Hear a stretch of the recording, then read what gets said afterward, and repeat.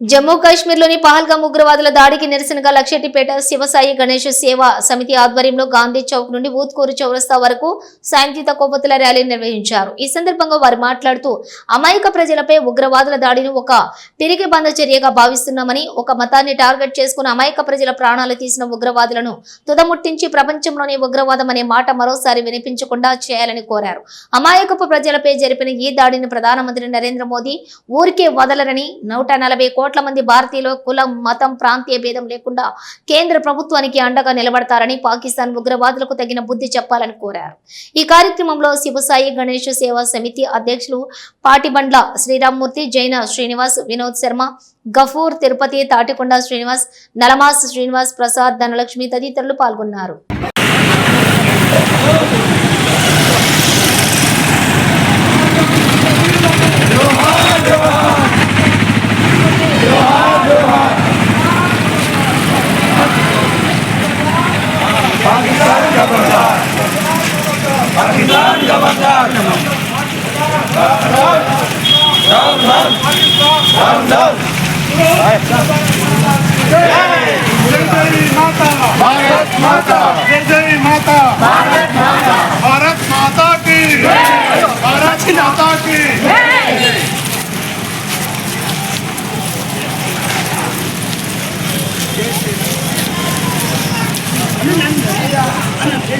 माता की जय जय माता, जय जय माता, पहलगाम अमर वीरुलको, पहलगाम अमर वीरुलको, पाकिस्तान पाकिस्तान खबरदार खबरदार, पाकिस्तान खबरदार खबरदार, पाकिस्तान खबरदार. పెట్టండి క్యాండిల్ పెట్టండి.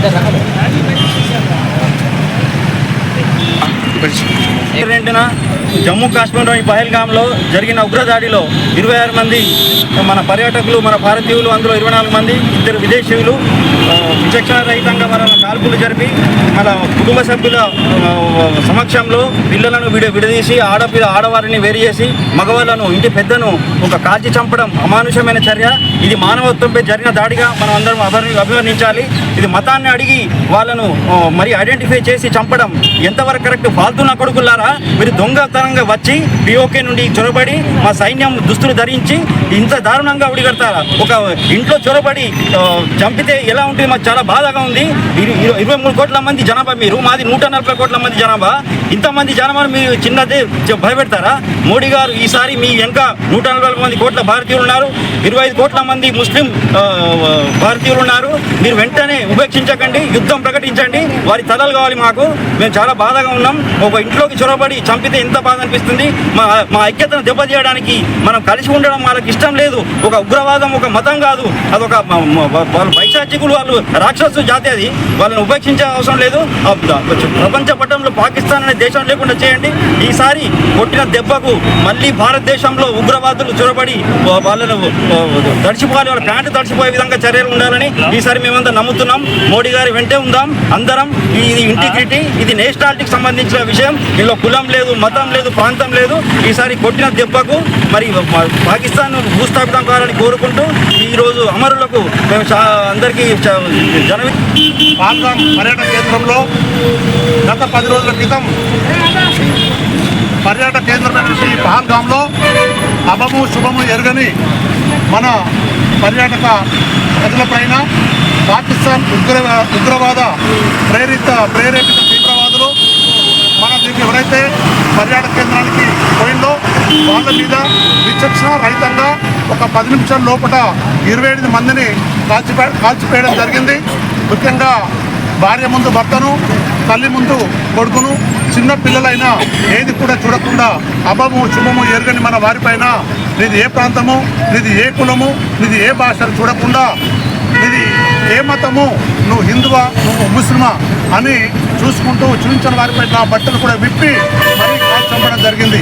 ఈ దాడిని మనందరం ఖండించాల్సిన అవసరం ఉంది. ఇప్పటికే ముఖ్యంగా 370 ఆర్టికల్ ఎప్పుడైతే రద్దయిందో అప్పుడప్పుడే జమ్మూ కాశ్మీర్ రాష్ట్రం కోరుకుంటుంది. అటువంటి సమయంలో మన హిందూ ప్రజలపైన పాకిస్తాన్ దేశ హస్తం ఉంది మన వారిని చంపివేయడం జరిగింది. ఈ దాడిని మనందరం ఖండించాల్సిన అవసరం ఎంతైనా ఉంది. అదేవిధంగా మనం అందరం ఈ సమయంలో కేంద్ర ప్రభుత్వానికి అండగా ఉండి సంఘీభావం తెలపాల్సిన అవసరం ఎంత అని తెలియజేసుకుంటూ అందరికీ ధన్యవాదాలు. అందరికీ నమస్కారం. ఈరోజు మా వ్యవసాయ గణేష్ సేవా తరఫున ఒక ర్యాలీతో వచ్చి గాంధీ బొమ్మ దగ్గర నుంచి అంబేద్కర్ బొమ్మ దాకా ఇలాంటి దుర్మార్గుల్ని కాల్చి చంపడం కన్నా కూడా వాళ్ళ నరాలు రోజుకు ఒక తీస్తే చాలా బాగుంటుందని అందరం ఐక్యత ఉండాలని కోరుకుంటున్నాం. ఇలాంటి సంఘటన చాలా బాధాకరం. వీళ్ళందరూ ప్రతి ఒక్క కుటుంబము పిల్లలు జల్లందరూ మొత్తం ముందుకు వస్తున్నారు. ఇది చాలా దుర్మార్గమైన విషయం. అందరికీ నమస్కారం.